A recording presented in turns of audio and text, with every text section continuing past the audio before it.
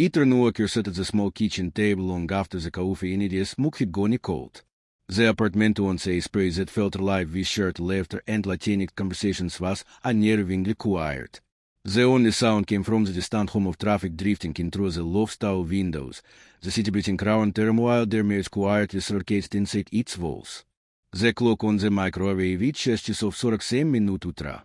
Maya was still in the bedroom, or pretending to be. After 6 years of marriage, Ethan had learned the difference. The subtle shift in breathing, the way silence carried intention, the weight of avoidance that crept into the room long before words ever failed. Uji's phone buzzed on the table. He didn't pick it up immediately. He didn't have to. The screen lit up again, vibrating just enough to be impossible to ignore. Jordan Blake. Another message. Ethan finally exhaled and turned the phone face down, the motionless, deliberate, tired. He knew the pattern by heart now. Casual humor. Inside jokes he wasn't part of. References to shared conversations that had happened while Ethan sat 5 feet away on the couch, watching Maya's face of 10 as she typed. The kind of intimacy that once belonged there to their marriage. Footsteps peded swiftly down the hallway. Morning, Maya said, her voice still warm with sleep. She appeared wearing one of Yithan's old college shirts, grey, threadbare, familiar. IT should have felt intimate. Instead, IT felt ironic. A borrowed Klassener slurred over graying distance. Her dark hair fell loosely around her shoulders, a still slightly puff eye, lips soft and tongue guarded. She looked beautiful. She always did. Morning, Ethan replied. He watched as she crossed the kitchen without looking at him, reaching instinctively for her phone on the counter. Her face lit up as she read the screen, a smile spreading across her lips quick, private, unshrinking. That smile was said to be yes.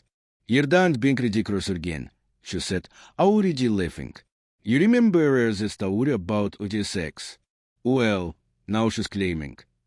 She launched into the explanation, words tumbling out rapidly, animated, invested.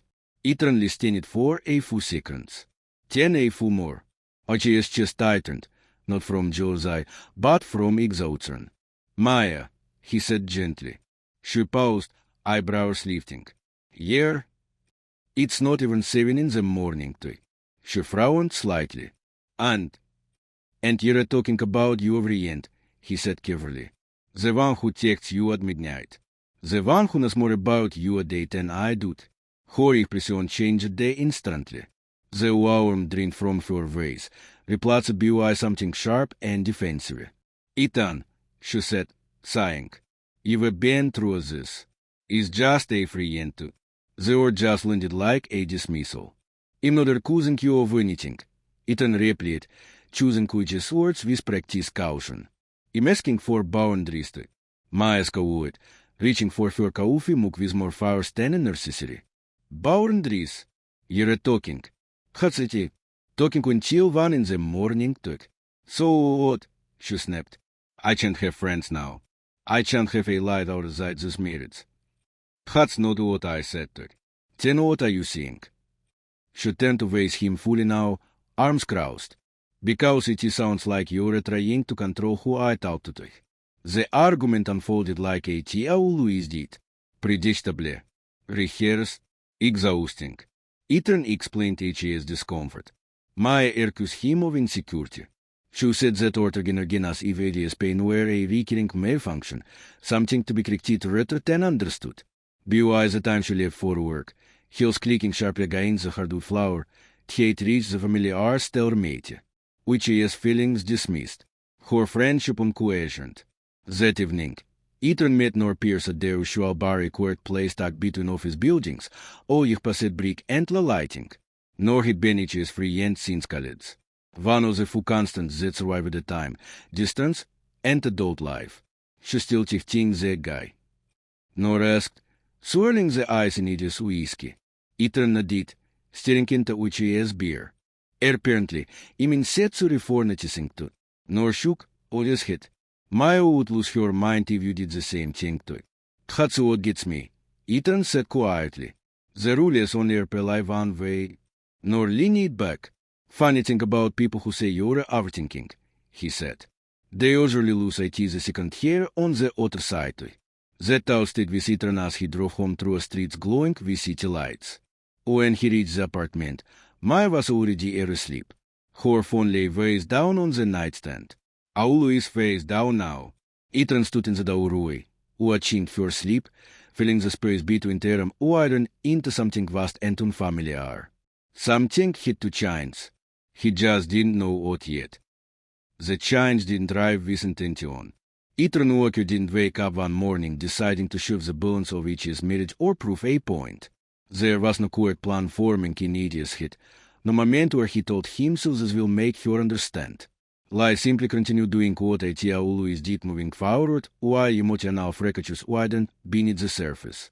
3 weeks passed after that night when he stood in the doorway watching Maya sleep, feeling like a guest in Each's own home. 3 weeks of the same arrival. Maya texting Jordan Blake during breakfast. Maya laughing so often at her phone while Ethan brushed Eddie's teeth. Maya saying, "You're reading too much into IT." Whenever it hands jaw tight and just now for her to notice. By the 3rd week, Ethan had stopped bringing IT up altogether. Not because IT stopped chatting, but because he was tired of explaining what IT did. IT was on a Thursday night when everything shifted. The office lights were still bright at nearly 9 at Lodge, the home of printers and keyboards echoing through the architecture of fierce open flower plan. Most people had gone home hours ago, leaving behind half-finished coffee cups and abandoned gestures. Ethan leaned over HA's drafting table, rubbing whiches as he finalized measurements for a commercial current perk that no longer felt inspiring just unnecessary. He heard footsteps behind him. "Still here?" The voice was calm, direct, carrying no impatience or pity. Ethan looked up to see Lucia Alvaro standing beside his desk, holding 2 paper cups from the break room coffee machine. She worked in the legal department on the same floor someone spoken to in person over the past year, exchanging polite hellos, brief jokes during elevator rides, nothing more. "I figured you could see this," she said, handing 1 cup to him. "You're a leafy savior," Ethan replied, genuinely grateful. Their fingers brushed briefly as he took the cup, a small, unremarkable moment that somehow felt grounding. Lucia glanced at the plan spread across HE's desk. "Looks brutal to that above years." She smiled. "Only because you look like you've been arguing with those blueprints personally." Ethan shook a read the pity himself. "A project?" he said. He hesitated. Then the words slipped out, unfiltered by the usual restraint. "Everything," honestly to. Lucia paused. She didn't rush to respond. Didn't awoof platitudes. Didn't make a joke to deflect discomfort. Instead, she pulled a chair closer and said, "Want to talk about IT?" She asked simply. Something inside Ethan loosened, and to HA's own surprise, he did. Not all at once. Not dramatically. Just pieces at first long hours, distance at home, feeling unheard.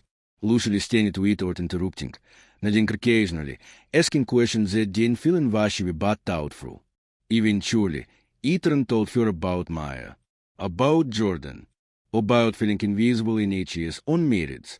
"I keep being told him in Setsuri," he said quietly, staring into HE's coffee. Like a moai feeling a flower instead of a responsibility. Lucia leaned back, crossing her arms loosely. MYX did the same thing too. Ethan looked up. He had this free end, she continued. "Always thing. Always round. When I said IT bothered me, I was jealous. Controlling. Paranoid." Her mouth carried into a sad smile. Then I made a male friend at work. Suddenly, he understood boundaries perfectly too. "What happened?" Ethan asked. "I realized anyone who can't handle what they dish out isn't worth the energy," she said. "Took me 2 years to learn that too." They talked until the cleaning crew arrived there, vacuuming around term without comment. For the first time in months, Ethan felt something unfamiliar but deeply needed. He felt heard. Over the following weeks, Lucia became part of his routine not as an escape, not as a secret, but as something honest and steady. They grabbed the coffee between meetings. They debated architecture and philosophy. They vented about work, politics and life frustrations. Lucia never dismissed HE's feelings, never refrained HE's pain as weakness. Shudin drosh him toward solutions or invalidity ideas perspective. Shulisteenit. And IT metert. Itran told mij about lучший mediatille. He mentioned it for casually din, described it for road work, even shot for lучший's photo on the company website. That's nice, Maya said distractedly, scrolling through her phone. It's good you have friends, too. The Ioni sat heavy in Yithan's chest. One evening, lучший invited him to an art gallery opening. Am I so since exhibiting? She explained. I don't really want to go alone too. Ethan checked with Maya first. She had plans with Jordan anyway, some movie premiere it gotten tickets for. The gallery was housed in a converted warehouse, walls lined with abstract paintings that played with light and shadow. The space buzzed with conversation, wine glasses clinking so swiftly as people moved from piece to piece. lучший wore a simple black dress elegant without effort. She moved through the room with confident ease, stopping thoughtfully at each piece. What do you think? She asked, gesturing toward a painting swirling with blues and golds. It feels like transition, Ethan said, like something breaking apart to become something new. lучший studied him. Is that how you're feeling? Maybe, he admitted. Or maybe I'm just finally admitting things have been broken for a while. Their conversation flowed naturally, comfortably. lучший asked about HA's dreams, HA's decisions, the person he wanted to be. Questions my aunt as 10 years. As they stood outside later, the night air cool against their skin, Ethan realized something he shifted not toward lучший, but within himself. He no longer felt like he was asking for too much. He felt like someone worth listening to. When he got home, Maya noticed, not immediately. At first, it came in small comments. You're seeing lучший urgent. Not kaufen with you vrientuk. The quotation marks were audible. Yes, Ethan replied calmly. She's a my friend. Just like Jordan is yours too. That's different, Maya snapped. However, you've known each other 4 years, she said. This lучший person just appeared too. She didn't just appear, Ethan said. You've worked together for over a year. And we told you everything too. Told me. Maya laughed sharply. You mean her now wants that you like him super set to accept that you're spending all this time with some woman too. The way I accepted Jordan. Silence fell between them. Heavy. Unrevived bro. Where were you last night? Maya demanded suddenly. You came home after 11? I told you. The art gallery? Were you alone with her? Yes, her jaw tightened. That's different too. However, Ethan asked, because we never crossed any line with lучший Ethan. She makes me feel hurt, he continued quietly. Like I mattered? Maya froze. Isn't that what you said about Jordan? Ethan asked, for the first time, her certainty cricket. That evening, Ethan found Maya scrolling through HE's phone. Once, IT would have enraged him. Now, IT only made him tired. Looking for something? He asked. She jumped. I have a right to know what you're doing. If I told you everything, he said. Show me your messages with Jordan. That's private. Exactly. The hypocrisy hung between them. Maya's shoulders sagged. I don't like how this feels, she whispered. Now you understand. Ethan replied gently. The balance of power inside the Walker apartment shifted quietly at first. Not with a single argument or dramatic confrontation, but with vigilance. Ethan noticed a change in the way Maya began watching the clock. In the way her tracked each's movements through the room as if Eddie's presence now carried questions instead of comfort. The casual she once carried round Jordan Blake the late texts, the whispered letters, the unquestioned freedom had been replaced by something sharp and unsettled. A suspicion. IT crept in during breakfast. So, what does lучший do exactly? Maya asked one morning, stirring her coffee even though she wasn't drinking tea. She works legal compliance. Ethan replied, keeping his voice neutral. If I told you that way, and where does she live? Downtown, near the river? Lawn. Maya pressed. Ethan looked up from his toast. Which way does that matter? Maya's lips pressed into a chin line. I'm just asking to. The questions didn't stop there. She called during which's lunch break sometimes twice.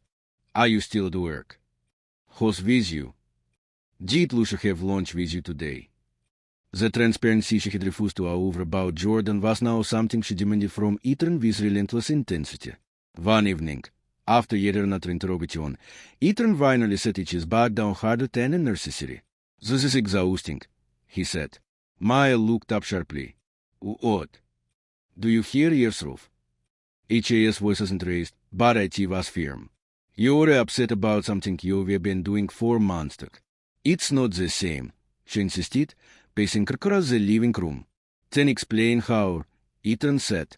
Because from where I'm standing, the only difference is that now you're as one uncomfortable to. Maya stopped pacing. Kyle Jordan would never, she said quickly. We never? Never what? Ethan asked quietly. She hesitated. Never crossed a line, he continued. Never formed any emotional connection that excluded your husband. Her silence answered for her. That's exactly what you've been doing, Ethan said. Getting emotional needs met outside our marriage. Calling me incessantly when I asked for boundaries to. Maya turned away, running a hand through her hair. I'm calling you a bluff, she said suddenly.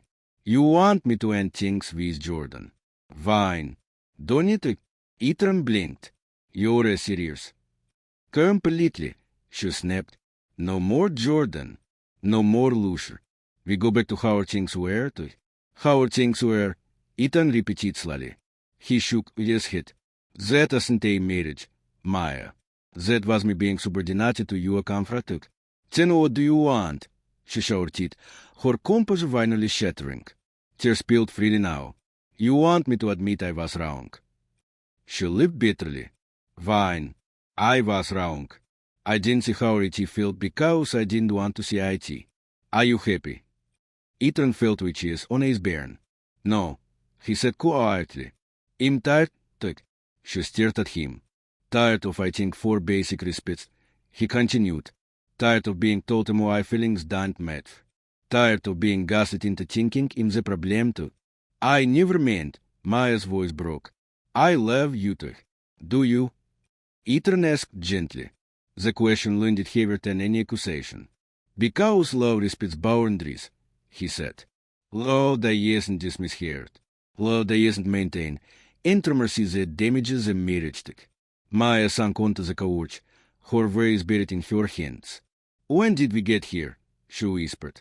When you chased Jordan over us, Ethan replied. And maybe when I didn't fight harder at the start.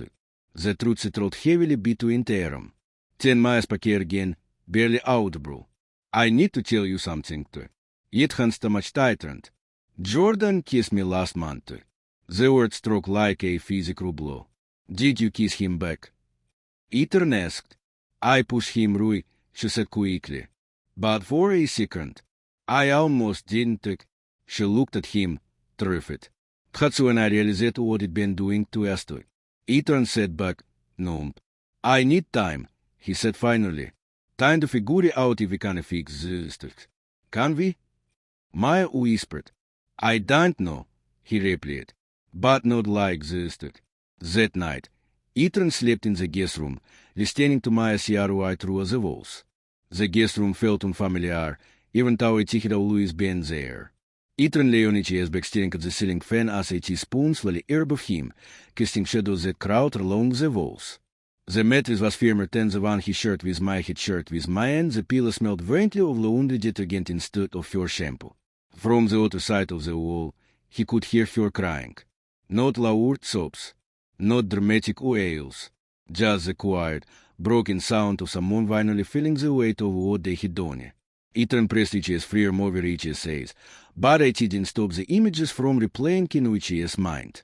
Jordan's name, Maya's hesitation, that single sentence that had fractured whatever illusion remained. For a second, I almost didn't. That was the part that haunted him most. Not the kisses of but the truth beneath it. The resignation that she'd been standing on the edge for a long time, convincing herself she wasn't anywhere near it. Sleep didn't come easily that night. Or the next. The day that followed felt as suspended in an uncomfortable stillness. They moved around each other cautiously, like strangers sharing space out of obligation rather than choice. Conversations were limited to logistics: who would use the car, who would cook, who would stay late to work. The emotional distance was palpable. On the fourth day, my wine is paquet. I made an appointment, she said quietly as they stood in the kitchen. Marriage cowards are linked to it. Ethan didn't answer immediately. I know I don't deserve it, she did quickly. But I don't want to lose you with or trying to. Ethan looked at her, really looked at her. She seemed small somehow, stripped of the confidence she once wore so easily. Her eyes were tired, redreamed, and in a way he hadn't seen in months. Okay, he said finally. Yet I. The therapist's office was warm and neutral, designed to feel safe. Soft lighting, party plants. Chairs and girls slightly towered one another rather than directly faced of a chair. G.R. Helen Park greeted them with a calm smile. Over the first few sessions, the truth surfaced slowly. Painfully, Maya talked about work, about feeling invisible, undervalued, dismissed. About how Jordan had made her feel intelligent and capable when her career drained her confidence. And instead of addressing Zed, G.R. Park said gently, "You sought validation elsewhere too." Maya nodded, tears streaking her cheeks. When Ethan said that he heard him, she continued, voice trembling, "I made him the problem." IT was easier than looking at my soft toy. Ethan felt something shoved in Uche's chest. "What about Luther?" G.R. Park asked him. Ethan exhaled slowly. She was a real friend. But part of me welcomed IT because IT finally made me understand how IT felt to it. G.R. Park nodded. "And how do you feel about that now?" Conflicted, Ethan admitted. "I don't regret standing up for myself. But I regret that IT took mirroring her behavior instead of demanding respect soon too." The sessions were draining. They left each one emotionally raw, often sitting in silence during the drive home. But something was changing. Maya ended her friendship with Jordan not as a bargaining chip, but with clarity. "I can't keep pretending IT was harmless," she said one evening. IT hasn't took. She started individual therapy. She began looking for a new job. Ethan set boundaries with Lucia not because she done anything wrong, but because he refused to use friendship as an emotional escape. "I need to raise my marriage honestly," he told her. Lucia understood. Healing didn't thrive all at once. But slowly conversation by conversation something steadier took its place. One evening, weeks later, they sat on the balcony watching the city glow below. "Im Sauri," Maya said quietly. "For all of it." Ethan nodded. "Im Sauri to the. Do you think you make it?" she asked. He squeezed her hand. "I think you're finally fighting for the right things to it." Maya smiled swiftly. For the first time in months, Ethan felt something he hadn't dared to name. Hope. 3 months later, Ethan sat across from Maya in G.R. Helen Park's office, his hands folded loosely in each's lap. The room had become familiar, now not comforting exactly, but no longer intimidating. The soft green plants by the window, the muted beige walls, the faint hum of the air conditioner. IT was a place where they had cried, argued, confessed, and slowly learned how to speak again without armor. Maya looked different than she had 3 months ago. Not physically how she carried herself, with a little less tension, but emotionally. There was an openness in her posture, a humility in the way she spoke now. She no longer crossed her arms defensively when conversations turned uncomfortable. She stayed present. "I think I finally understand something," Maya said, her voice steady but subdued yet. "I didn't just cross a boundary with Jordan. I ignored why I needed him in the first place to. G.R. Park nodded in Suragingle. Go on to it. I felt invisible," Maya continued. "Atu Eric. In my career. I kept telling myself I was fine, that IT didn't matter. But Jordan made me feel competent again. Value it. Instead of addressing that it would work or in my marriage I said him as an escape to." Ethan felt a quiet release in Uchi's chest. This was what he had needed all along, not perfection, not groveling, but understanding. "And when Ethan told you he was uncomfortable?" G.R. Park asked gently. Maya swallowed. "I made him the problem. I told myself that as long as I wasn't physically cheating, I wasn't doing anything wrong to. She looked at Ethan and really looked at him. But emotional infidelity is still betrayal, she said. I see that now. Ethan exhaled, a breath he hadn't realized been holding 4 months. What about you, Ethan? J.R. Park asked. What have you learned about yourself? Ethan considered the question carefully. Why can I leak? He said slowly. I let things slide because I don't want to be the difficult one. I tell myself I'm keeping the peace, but really I'm just postponing resentment. He glanced at Maya. I should have demanded respect soon instead of quietly shrinking to. And lучший? J.R. Park prompted. Ethan nodded. She was a genuine friend. But part of why I leaned into that friendship was to be seen. And to be honest to mirror what Maya was doing so she could feel it too. That awareness matters, J.R. Park said. Growth doesn't require perfection. IT requires honesty. After the session, they walked to their car in silence. The late afternoon sun casting long shadows across the parking lot. Maya broke the quiet first. If we officially resigned, she said. I started the new firm next month. Ethan smiled softly. That's big. It's thriving, she admitted. But things fell to earth. They didn't fix everything overnight. Healing came in increments. They instituted weekly check-ins and intentional conversations where both were allowed to speak without interruption or defensiveness. They shared phone access not as surveillance, but as reassurance. They talked openly about friendships, emotional needs, discomfort. Most importantly, they stopped dismissing pain just because it was inconvenient. One evening, as summer did out fall, they sat on their balcony with 2 glasses of wine, watching the sky melt into pink and taurines. Im Sauri, Maya said again not out of habit, but sincerity. For dismissing you. For the hypocrisy. For almost trying as Rui. Ethan nodded. Im Sauri too. For waiting so long to stand up for myself. For using another friendship to make a point instead of demanding respect directly. Maya looked at him, questioning. Do you think love is enough? Ethan thought for a moment. No, he said gently. But love plus respect, boundaries, and accountability might be. She smiled a real smile, unguarded. Then let's do the work, she said. Together.